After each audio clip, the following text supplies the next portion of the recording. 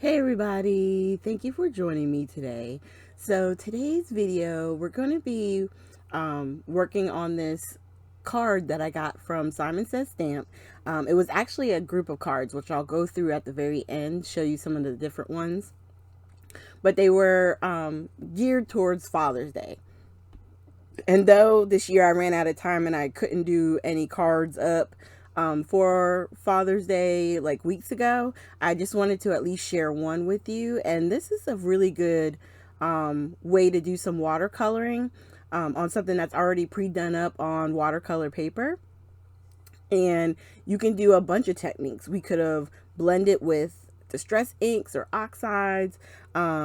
Here, right, I'm doing is I'm using a Molotow pen and I'm trying to put down the ink as evenly as possible that's in there. You got to shake it up and then you lay it down, and it's basically masking fluid that you're trying to cover up everything that you want to stay the color of the paper itself, because I'm going to add color when I start to use my Zig water brush, real brush pens.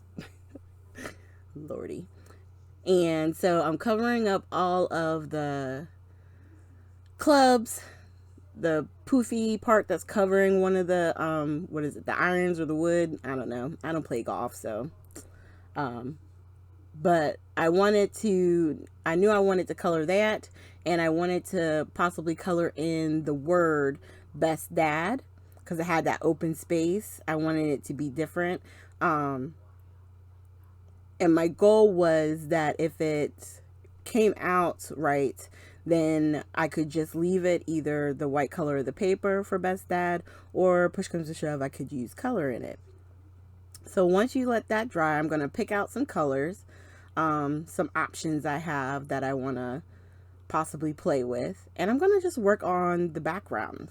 I initially put down the color and I probably waited too long. I should have already squeezed my brush to try and get the color to move. So I just kind of wet up the entire section and then went over with the brush.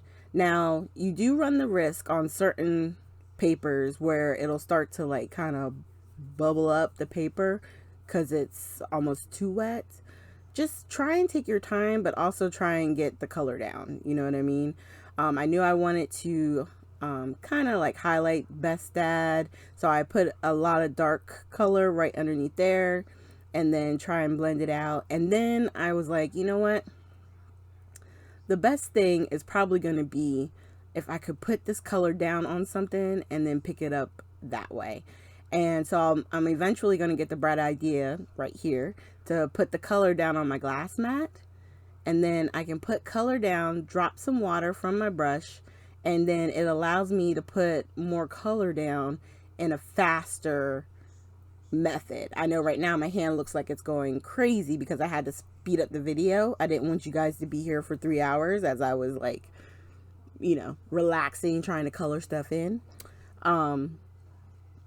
But that's what I decided to do. I wanted to grab a little bit of another blue and bring up just a lighter shade. I think this one is more like a turquoise. So that way it's going up and then fading up into the darker color blue. That was my plan. And then once I wipe away this blue, I'm going to lay down some green. Oh, I put more of the dark blue on the other side because it was kind of light. So I wanted a little bit more of that darker color. And then I'm going to blend it down. And anywhere where there's too much, I'll dab with the paper towel. I don't do that too often though. I think just on that blue. And then clean off my brush, grab the green. And initially with the green, I was like, okay, so I put too much water down because I dried the brush a little bit. So I just put more color down on the mat, and then you can see, you grab the color. Okay, so now what I'm doing is I'm taking the real brush marker itself and I'm putting darker lines on areas where like they drew in where like a shadow might be. And that'll just help add different layers to it. You can blend it out, of course, with your brush if you want, but you may want some, you know, harsher lines in areas. It just depends on the look that you're going for. And I went over it just to kind of fade it out a little bit. It doesn't really move that, that well on this particular paper, but it gave it a nice look. Okay. So then I'm going to grab my heat tool and we're going to heat up, kind of clear off, you know, dry the entire panel. So then that way, once it's dry, I can take, I have the, I want to say this is called one of those gummy, it's to help remove glue and all that kind of stuff. I've used it on so much, but I'm going to use it in a little bit to take off the Molotow pen, and you'll see that here in a second.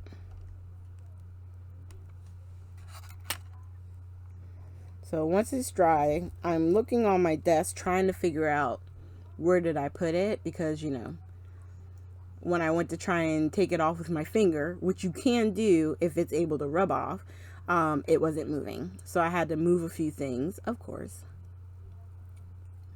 to get to it.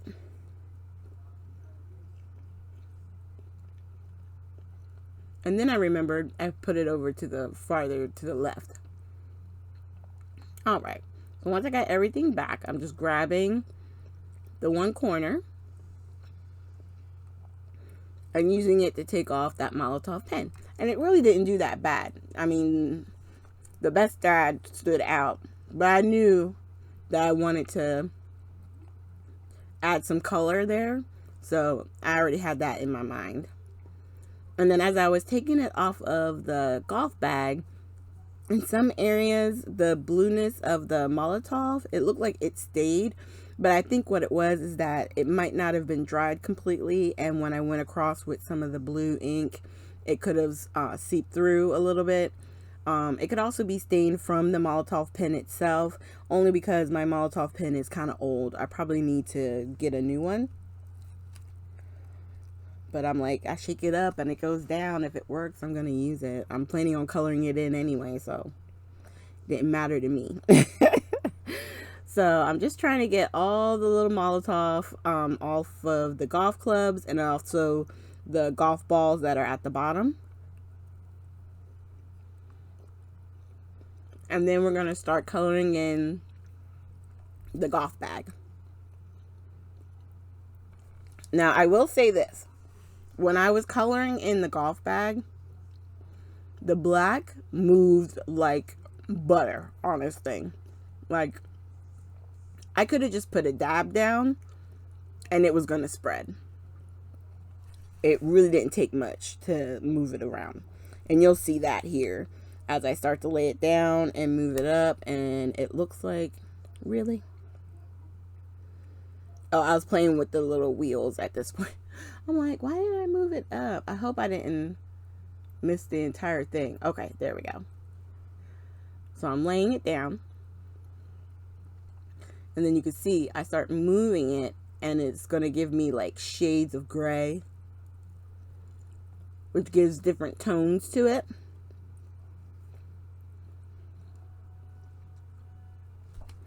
Which basically helps suggest that it's a black bag. If you were to just put down a whole bunch of black, then you would lose all of the drawings, the little ideas of where the zippers are, like it's a multi pocket bag and all that kind of stuff. So I like doing it this way. And then I just picked areas where I really wanted that dark line. I would put the color down there and then use the water brush to pull out the color.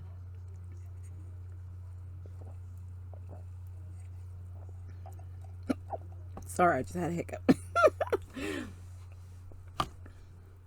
And then I'm going to put another dark line right along this line and then fade it up with that. And if this wasn't for a guy, like say I had a similar stamp. So say I had, like I wanted to do this type of a stamp for a lady who likes to golf, right? So I didn't, ignore the fact that you have best dad and all that kind of stuff.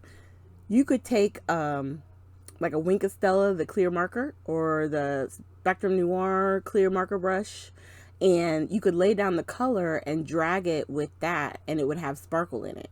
You know what I mean? Now, some guys may like sparkle.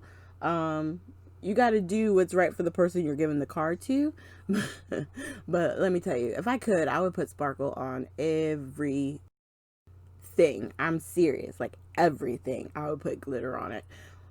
Some type of shimmer, some type of something, just to give it a little bit of something, something. You know what I mean? So initially I was like, okay, so that the dark gray and the black were a little bit too dark gray and black. And I was trying to make the clubs look almost silver, you know what I mean? Like the metal color. It's kind of hard to do that with watercolor. And I wasn't thinking about the Primas or not Primas, the Altenew set that's right up above me. I want to play with that here in a second. But I'm just going to color in as much as I can each of the golf clubs that are inside the bag. And I'm using a lighter gray, which winds up showing up. It's not too bad for most of the ends, except for that one end. But you'll see, I wind up going over the whole thing with that anyway, with some of the shimmer paints from Altenew.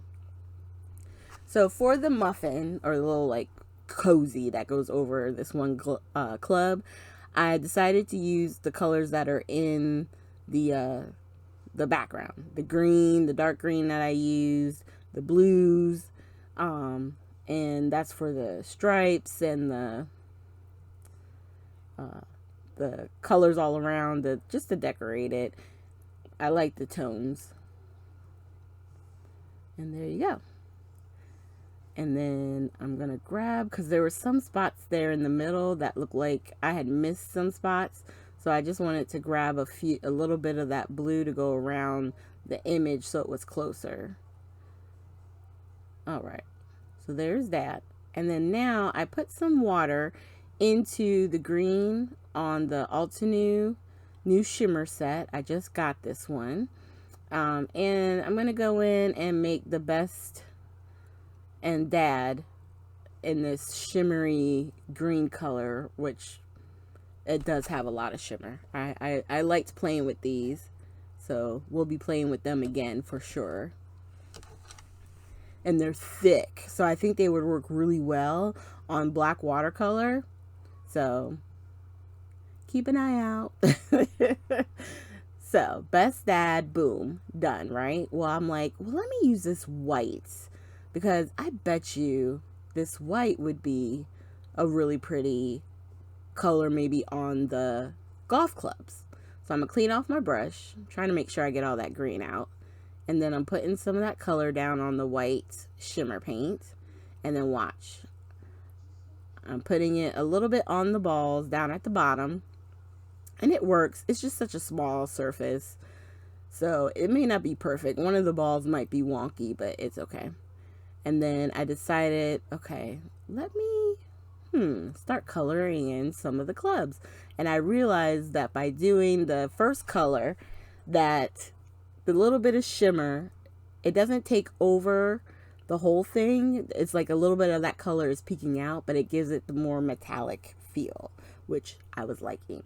And then what I did was I just tried to keep all the handles that were sticking out. I tried to keep them mostly the darker color, and then you'll see I'm going to go over. I put the little opening in the E back, and then I put some of the white in the other openings on the other letters. And then I just kind of dabbed it with my paper towel there.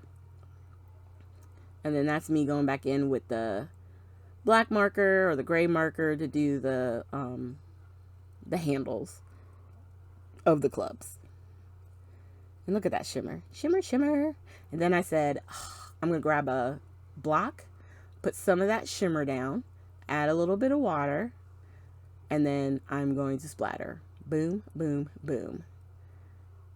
And let me tell you, that shimmer is still intense. It dried, and then you can hit it in just the right light and it almost looks like metallic snowflakes. Oh my gosh, I freaking love it. So I'm gonna push that off to the side, and then real quick I'm just gonna grab an A2 side card, which is 4 1/4 by 5 1/2. So right now my sheet of paper is 5 1/2 by 8 1/2, and then I cut it or score it at 4 1/4. So that way it makes our A2 size card. And then I was like, you know what? I could put it just over the entire front, but I wanted just a little bit of trim. So this is what I do. I take 1/8 of an inch, less than 1/8 of an inch off of both sides. And by doing that, it takes the card to, what is it? 5 3/8 by 4 1/8. So the first cut is like, it's like 1/16 of an inch. I mean, that's really technical, but it's literally the line in between the 1/8 of an inch and 5 1/2, and the 1/8 of an, or the line right between 4 1/4 and 4 1/8. It's a little teeny dash, and it takes it evenly off of the top and the bottom. Now, if you have something where it doesn't matter, you could just take it off of, just take 1/4 inch off of one side and the other, and you're good if you have that much room. This one, they really didn't leave much room. So we got tools, a scene, a tie.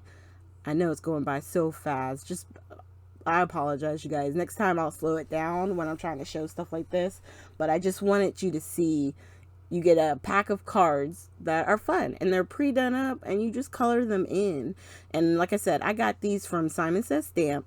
So if you guys are interested in it, just leave me a comment down below and I'll get a link and put it in the more section, or link it on your comment, so that way you have easy access to it, because they're really fun and they're inexpensive, really. So here are close-ups of the final card.